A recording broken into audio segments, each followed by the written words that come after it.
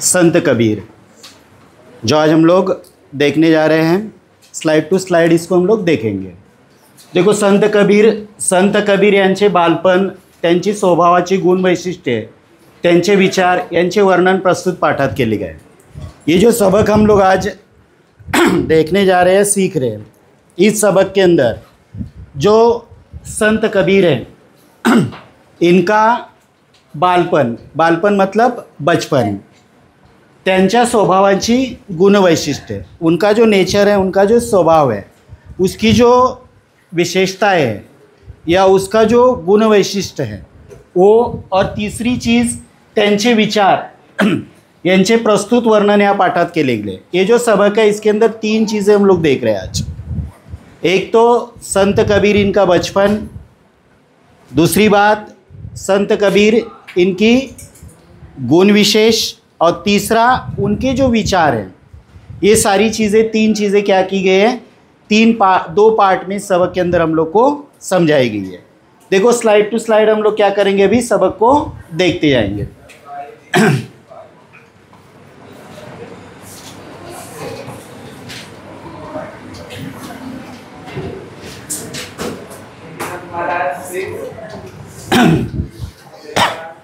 एके दिवशी मोठ्या पहाटे नीरू बाहेर पडला। गावाबाहेर यही है, यहीं से है। हाँ, देखो किताब में एक है ना, चलो ठीक है, आगे।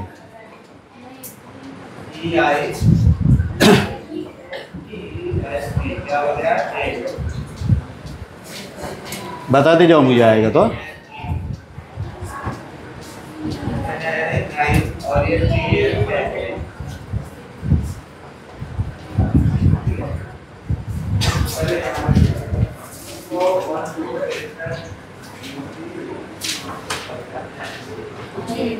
ये है।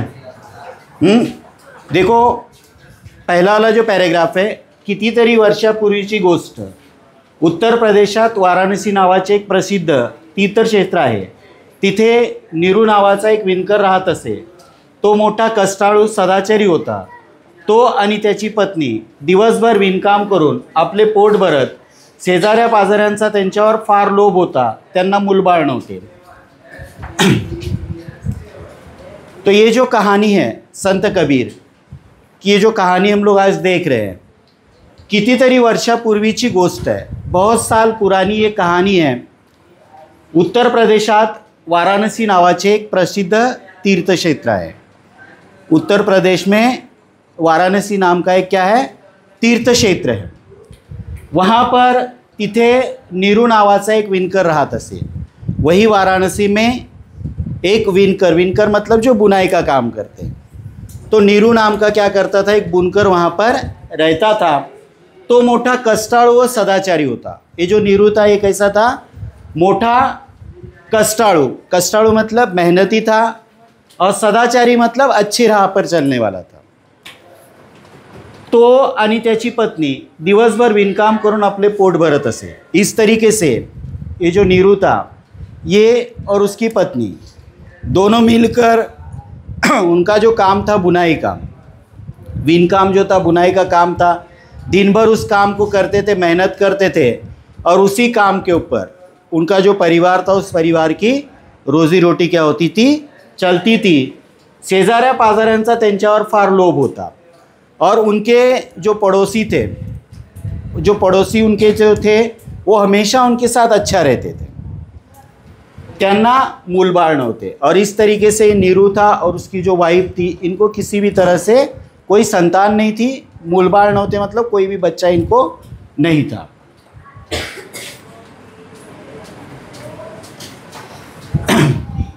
यही पैराग्राफ है, देखो कि आगे गया है। क्यों ऐसा हो रहा है, ये है ना। देखो, एके दिवशी मोठ्या पहाटे नीरू बाहेर पडला। गावाबाहेर तलाव होता, तो तेथे गेला। इतक्यात त्याला लहान मुलाचे रडणे ऐकू आले।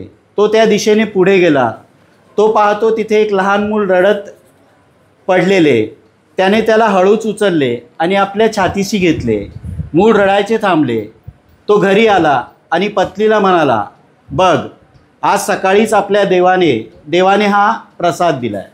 तो इस तरीके से जो पहले हम लोगों ने पहले पैराग्राफ में देखे नीरू और उसके वाइफ के बारे में, और वो कहाँ पर रहते थे, क्या काम करते थे, ये दो चीज़ें हमने देखी वहाँ पर।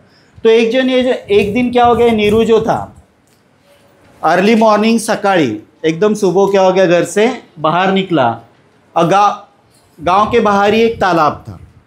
जब वो तालाब के पास गया तो उसने जब तालाब के पास वो पहुंचा तो पहुंचने के बाद उसने देखा इतक्यात त्याला लहान मुलाचे रडणे ऐकू आले। जैसे ही तालाब के पास पहुंचा तो उसको एक छोटा बच्चा जो था उसके रोने की आवाज़ क्या हो गई, सुनाई दी।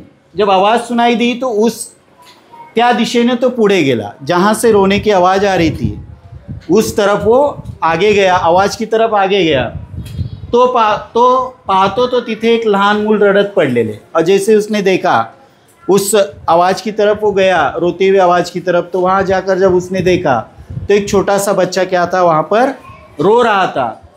धीरे से उसने क्या किया, उस बच्चे को उठाया, अपने सीने से लगाया, और जैसे बच्चे को उसने अपने गोद में लिया, सीने से लगाया, तो जो बच्चा रो रहा था उसका रोना क्या हो गया, बंद हो गया, मूल रडायचे थांबले। मतलब जो बच्चा रो रहा था रोना बच्चे का रुक गया। तो घरी आला और उस बच्चे को लेकर नीरू जो अपने घर पे आया, और घर पे आने के बाद अपनी पत्नी से बोलने लगा, बघ आज सकाळीच देवाने आपल्याला प्रसाद दिला है। इस तरीके से बोलने लगा अपनी वाइफ को कि देख भगवान ने आज हमको क्या किया, प्रसाद के रूप में ये बच्चा हम लोग को आज दिया है। क्लियर हो रहा है इतना? देखो आगे चलते हुए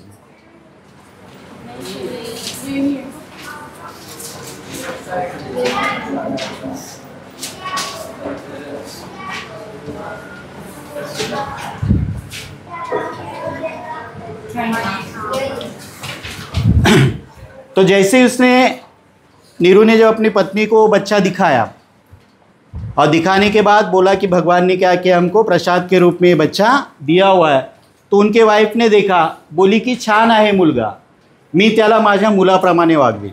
तो नीरू की जो वाइफ थी वो बोली बच्चा बहुत अच्छा है और इसको हम लोग क्या करेंगे, हमारे बच्चे की तरह इसकी परवरिश करेंगे।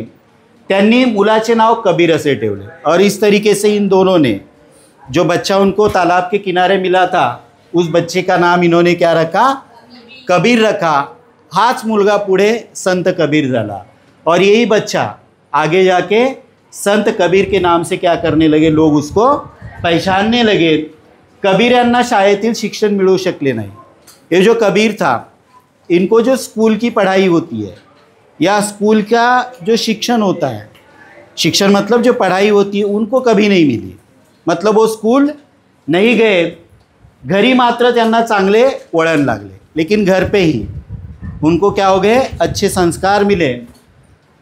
देवाची भक्ती ते लहान असतानाच करू लागले, और जो वो छोटे थे, छोटेपन से बचपन से ही जो भगवान है, ईश्वर है, उनकी भक्ति करना उन्होंने शुरू कर दिया। कोणालाही मदद करायला ते तैयार असत, और जैसे ही किसी को भी किसी भी तरह की ज़रूरत होती थी तो हमेशा मदद करने के लिए कबीर क्या होते थे, तैयार रहते थे। सर्वांवर ते प्रेम करत, और सबके साथ में उनका जो व्यवहार था वो कैसा था, प्यार भरा रहता था, किसी का द्वेष नहीं करते थे, कुणाचेही दुःख ते अपने समझत। और जब वो देखते थे कि कोई परेशान है तो उसकी जो परेशानी है उस परेशानी को क्या करते थे, अपना समझते थे।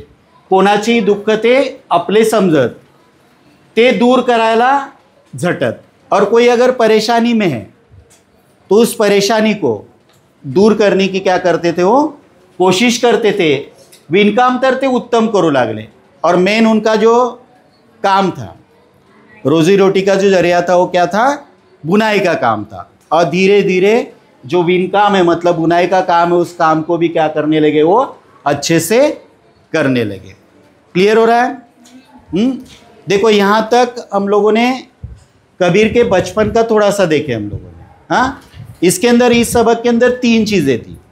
एक तो क्या था, उनका बालपन, गुण वैशिष्ट्य, और उसके बाद में उनके जो विचार हैं। ये 3 पार्ट हम लोग क्या कर रहे हैं इस सबक के अंदर देख रहे हैं। देखो आगे पैराग्राफ में,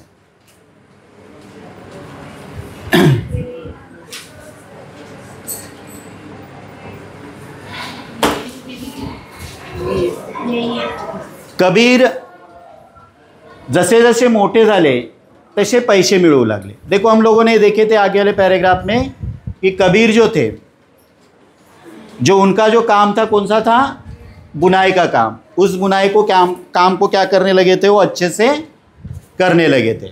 और जब उस काम को अच्छे से करने लगे तो उस काम से उनको क्या करने लगे, पैसे भी मिलने लगे।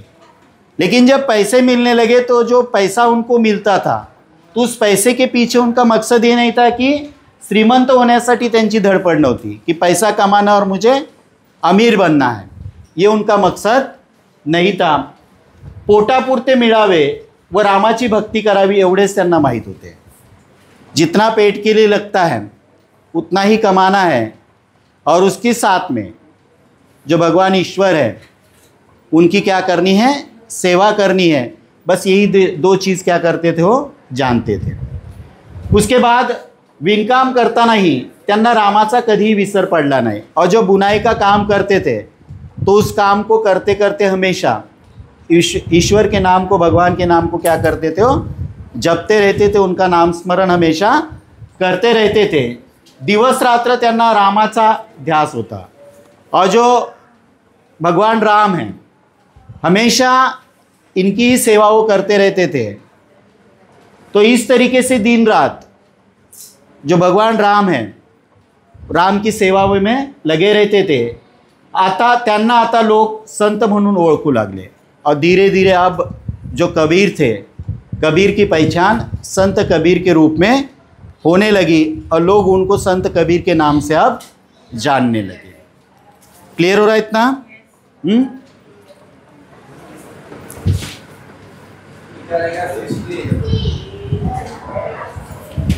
देखो जैसे हम लोगों ने देखे थे आगे पहले कि कबीर जो थे वो कभी स्कूल नहीं गए थे, मतलब स्कूल की जो पढ़ाई है वो उन्होंने नहीं की थी। कबीर यांना चांगले लिहिता वाचता येत नव्हते। कबीर जो थे जब स्कूल नहीं गए थे तो स्कूल की पढ़ाई नहीं होने की वजह से इनको अच्छे से या ठीक तरीके से पढ़ने लिखने नहीं आता था। पण ते कविता रचत, लेकिन फिर भी वो क्या करते थे, कविता बनाते थे। कविता रचत विनता विनता त्यांनी कितीतरी पदे आणि दोहे रचले आहेत। और इस तरीके से बुनाई का काम करते करते उन्होंने बहुत सारे कबीर के जो दोहे हैं आप लोगों ने सुने होंगे। हाँ, बहुत सारे दोहे और बहुत सारी कविताएं उन्होंने अपना काम करते करते, बुनाई का काम करते करते क्या किए हैं, लिखे हुए हैं, बनाए हुए हैं। त्यात देवाची भक्ति और ख़ास करके जो कबीर है उनके दोहे अगर देखते हम लोग तो उन दोहों के अंदर जो ईश्वर भगवान राम हैं इनकी जो भक्ति है वो आप लोग को दिखाई देगी, या उनके बारे में ज़्यादा से ज़्यादा आपको दिखाई देगा। लोकांना चांगला वागण्याचा उपदेश करत। और कबीर के जो दोहे हैं इन दोहों के अंदर खास करके लोगों को ये बताया गया है कि लोगों ने किस तरीके लोगों के साथ में बर्ताव करना चाहिए, अच्छे से रहना चाहिए। और जिस तरीके से अभंग होता है जो संतवाणी या संत लोग लिखते हैं तो उन अभंगों की तरह ही जो कबीर है इनके क्या है, दोहे भी है। आपण सारे एकाच परमेश्वराची लेकरे आहोत, आपण भेदभाव ठेवू नये। और कबीर हमेशा लोगों से यही बोलते थे, ये अपने दोहे के अंदर यही लिखते थे कि हम सब लोग, हम सब क्या है, एक ही ईश्वर के बच्चे हैं और हमारे अंदर भेदभाव नहीं होना चाहिए। आचरण चांगले ठेवावे, ईश्वरावर श्रद्धा ठेवावी। और जो हमारा बर्ताव है वो क्या होना चाहिए, अच्छा होना चाहिए। और ईश्वर के ऊपर हमारी श्रद्धा होनी चाहिए, विश्वास होना चाहिए। ऐसा उपदेश थे दोह्यातून करत। जो दोहे वो लिखते थे इन दोहों के अंदर से लोगों को कौन सा उपदेश करते थे। देखो पहली बात तो क्या करते थे कि उपदेश जो करते थे हमेशा बोलते थे कि हम लोग सब लोग क्या है, एक ही ईश्वर के बच्चे हैं। हमारे अंदर भेदभाव नहीं होना चाहिए। हमारा जो बर्ताव है एक दूसरे के प्रति वो कैसा होना चाहिए, अच्छा होना चाहिए। और उसके बाद ईश्वर के ऊपर हमारी क्या होना चाहिए, श्रद्धा होनी चाहिए, विश्वास होना चाहिए। यही उपदेश उन्होंने क्या किए है, अपने दोहों के अंदर से लोगों को किए हैं। देखिए आगे चलते हैं हम लोग।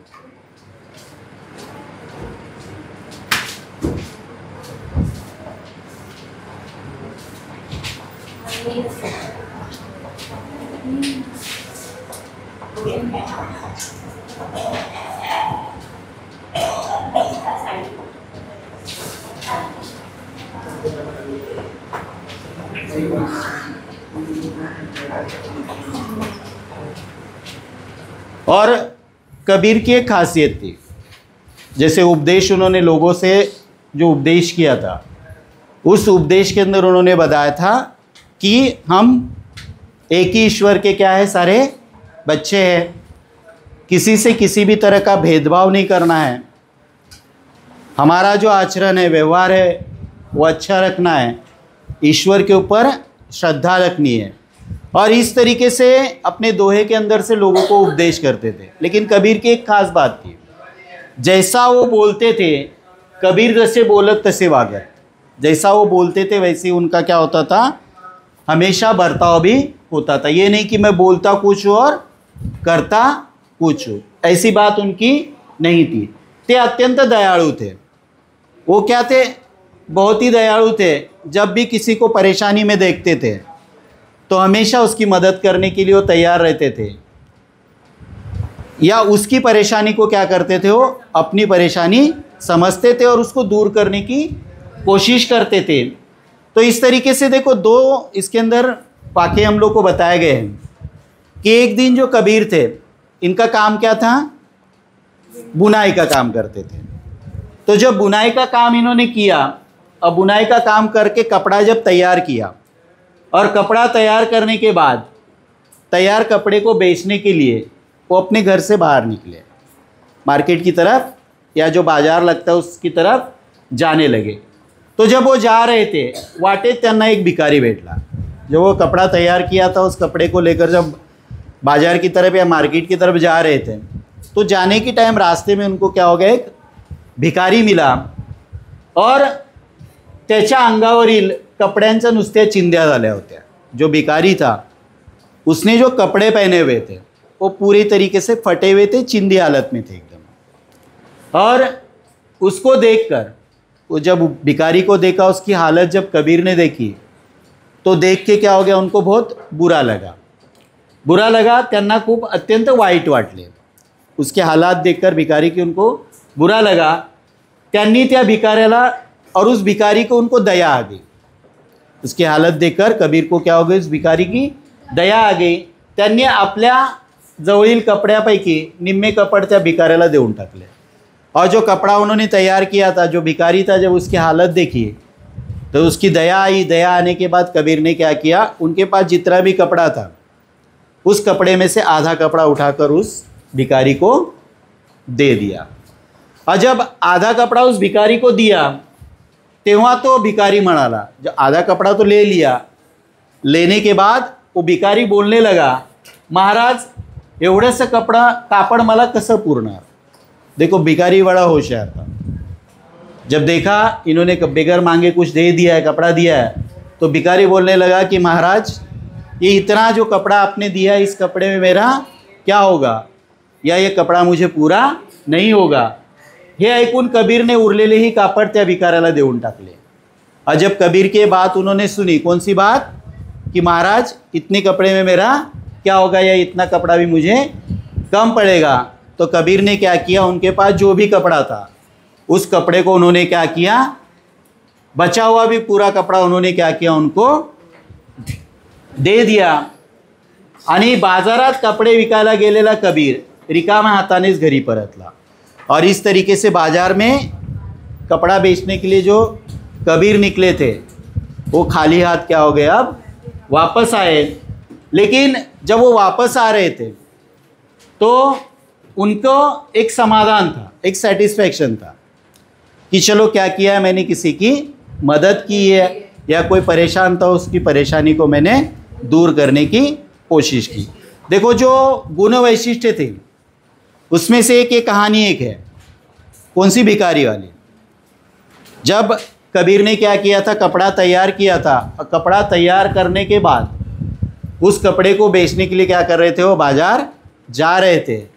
तो बाजार जाने के टाइम पे रास्ते में उनको क्या हो गया, एक भिखारी दिखा, और उस भिखारी ने जो कपड़े पहने हुए थे वो कैसे थे, पूरे चिंदी हो गई थी, फटे हुए थे। तो कबीर को क्या हो गई, उस भिखारी की दया आई, और दया आने के बाद उन्होंने क्या किया, अपने पास का जो भी कपड़ा था उसमें से आधा कपड़ा क्या किया, उसको दे दिया। लेकिन भिखारी बड़ा होशियार था, आधा कपड़ा तो ले लिया, और लेने के बाद संत कबीर से बोलने लगा कि महाराज ये आधे कपड़े में मेरा क्या होगा। तो जब कबीर ने उनकी ये बात सुनी तो उन्होंने क्या किया, जो बचा हुआ उनके पास जो कपड़ा था वो भी उनको वापस दे दिया। और इस तरीके से जो कपड़ा बेचने के लिए निकले हुए कबीर थे, खाली हाथ क्या किए, आप अपने घर की तरफ आ गए। लेकिन जब खाली हाथ आ रहे थे तो उनके चेहरे के ऊपर या उनके मन के अंदर क्या था, एक समाधान था, एक सेटिस्फैक्शन था कि चलो मैंने क्या किया, किसी की मदद की है। क्लियर हो रहा है, ये पहला वाला पार्ट समझ में आया इसके अंदर। सेकंड देखो, आगे चलते हैं हम लोग। और इस तरीके से एक दिन जो कबीर है वो जो गंगा नदी है उस गंगा नदी के किनारे गए, और उस किनारे पे एक मठ था, एक आश्रम था। कबीर उस आश्रम के अंदर गए, उस मठ के अंदर गए, तिथे एक स्त्री बैराग्याच्या भिक्षापात्रात दूध वाढत होती, और वहाँ पर एक स्त्री बैरागी जो थी, स्त्री साधु जो होती, लेडीज साधु जो होती है, वो क्या कर रही थी, साधु लोगों के पास में जो भिक्षा पात्र होता है जिसके अंदर उनको भिक्षा दी जाती है, तो उस भिक्षा पात्र के अंदर वो स्त्री बैरागी जो थी वो क्या कर रही थी, सब जो मठ में आए हुए लोग थे उन सब लोगों को अंदर क्या कर रही थी, उस भिक्षा पात्र के अंदर दूध उनको दे रही थी। कबीर यांनी एका पात्रात दूध दिले, और कबीर को भी एक भिक्षा पात्र था, उस पात्र के अंदर क्या किया उन्होंने, वो जो लेडीज़ साधु थी, श्री बैरागी जो थी, उन्होंने क्या किया, संत कबीर को भी एक भिक्षा पात्र के अंदर दूध दिया। और जैसे सबको भिक्षा पात्र के अंदर दूध मिलता था तो और किसी ने क्या कर लिया था, अपने पास का जो दूध था उसको पी लिया था, और जो बर्तन था उसको खाली कर दिया था। लेकिन जो कबीर थे, कबीर का जो भिक्षा पात्र था वो पूरा भरा हुआ था। तो जो श्री बैरागी थी वो आई और उन्होंने कबीर से पूछा कि महाराज आप दूध क्यों नहीं पी रहे हो, क्योंकि बाकी लोगों ने तो जिसको भी दूध दिया गया था भिक्षा पात्र में सब लोगों ने क्या कर लिया, पी लिया। तो उसके पर कबीर ने जवाब दिया, देखो त्यावर कबीर म्हणाले, तो पहा मठाबाहेर एक आंधळा बसला आहे, उपाशी आहे तो, त्याला या दुधाची अधिक गरज आहे। काय साधू आणि काय आंधळा काय, राम काय आणि रहीम काय, सारे एकच आहोत, आपण सारी एकाच ईश्वराची लेकरे आहोत। जब श्री बैरागी ने कबीर से पूछा कि सब लोगों को, जितने लोगों को भी मैंने भिक्षा पात्र के अंदर दूध दिया है, सब लोगों ने क्या कर लिया, उस दूध को पी लिया, लेकिन आपने नहीं पिया है, आपके भिक्षा पात्र के अंदर दूध जैसे कि वैसे ही है। तो उसके ऊपर कबीर ने जवाब दिया कि हमारा जो आश्रम है, इस आश्रम के बाहर एक अंधा इंसान बैठा हुआ है और वो भूखा है, और मेरे से ज़्यादा ये जो दूध है, इस दूध की ज़रूरत क्या है, उसको है। तो कबीर बोलने लगे कि क्या साधु और क्या अंधा इंसान, क्या राम और क्या रहीम, हम सारे क्या है, एक ही ईश्वर के बच्चे हैं। भाव तिथे देव असतो। और इस तरीके से वो कल बोलने लगे कि भाव तिथे देव, जहाँ हम लोग की मन के अंदर इच्छा हो या जहाँ हमको मदद करने की इच्छा हो, ऐसी जगह पर क्या होता है, ईश्वर होता है। आपण मनापासून आपण मनापासून भक्ती केली तर ईश्वर प्रसन्न होतो। और इस तरीके से अगर ऊपर वाले को हम बड़े दिल से चाहते हैं या उसके बताए हुए राह पर चलते हैं तो ईश्वर क्या होता है, हम लोग के ऊपर प्रसन्न होता है। चांगले काम हाती घ्यावे, ते उत्तम प्रकारे करावे, सर्वांवर प्रेम करावे, खरे बोलावे, असे ते नेहमी म्हणत। और इस तरीके से संत कबीर जो थे हमेशा लोगों से बोलते थे कि अगर अच्छा काम हम हाथ में ले रहे हैं तो उस काम को क्या करना चाहिए, हम लोग को जल्दी से जल्दी अच्छे तरीके से करना चाहिए और सबके साथ में प्यार से रहना चाहिए और हमेशा एक दूसरे से सच में बातें करनी चाहिए, सच बोलना चाहिए, असे ते नेहमी लोकांना सांगत। और इस तरीके से हमेशा क्या करते थे संत कबीर जो थे, लोगों से क्या करते थे, उपदेश करते थे। आया समझ में आप लोगों को ये सबक? देखो इस सबक के अंदर हम लोगों ने जो संत कबीर थे, जैसे पहले हम लोगों ने देखे थे कि इस सबक के अंदर हम लोगों ने जो संत कबीर है, एक तो उनका बचपन देखे हम लोगों ने, कि संत कबीर जो थे बचपन में हम लोगों ने देखे कि जो नीरू था और उसकी जो पत्नी थी, जब नीरू एक दिन ऐसे ही अपने गांव के बाहर तालाब के किनारे जब घूम रहे थे तो उनको उस तालाब के किनारे एक बच्चे की रोने की आवाज़ सुनाई दी थी और वही बच्चा क्या था, कबीर था। उन्होंने अपने घर पे उनको लाए और लाने के बाद अपनी बच्ची की तरह उन्होंने क्या की, उनकी देखभाल की। और ये जो नीरू और उसकी वाइफ थी, इन लोगों का जो रोजी रोटी कमाने का जो भी ज़रिया था वो क्या था, वीन काम करना, बुनाई का काम करना। तो इस काम को उन्होंने क्या किया, उनको अच्छे तरीके से सिखाया। और बुनाई का काम करते करते जो संत कबीर है वो ईश्वर राम की क्या करने लगे, भक्ति करने लगे। संत कबीर देखो कभी भी स्कूल नहीं गए थे, स्कूल की पढ़ाई उन्होंने नहीं की थी, लेकिन फिर भी बुनाई का काम करते करते, ईश्वर की भक्ति करते करते बहुत सारी कविताएं और बहुत सारे दोहे उन्होंने लिखे हुए। और उन दोहों के अंदर उन्होंने लोगों से यही कहा है कि हम सब लोग क्या है, एक ही ईश्वर के बच्चे हैं, आपस में किसी भी तरह से भेदभाव नहीं होना चाहिए और सबको एक दूसरे के साथ में प्यार से रहना चाहिए। और जैसे कबीर बोलते थे वैसे ही क्या करते थे, बर्ताव भी करते थे। तो ये थी उनकी बचपन की बातें हम लोगों ने देखी। दूसरा था कि उनकी जो गुण विशेष है, उसकी उनके अंदर की जो खूबियाँ हैं। एक तो पहले हम लोगों ने दो इसके अंदर देखे थे, दो कहानियाँ देखे थे। एक कहानी कौन सी थी, भिखारी वाली देखे थे ना, जब कबीर ने बुना हुआ कपड़ा लेकर जब मार्केट की तरफ जा रहे थे, बाजार में उसको बेचने के लिए जा रहे थे, तैयार किया हुआ कपड़ा, तो उस रास्ते में उनको क्या किया, एक भिखारी मिला। और भिखारी की हालत क्या थी, एकदम उसके जो पहने हुए कपड़े थे पूरे एकदम चिंदी हो गए थे, एकदम चारों तरफ पूरे फटे हुए थे।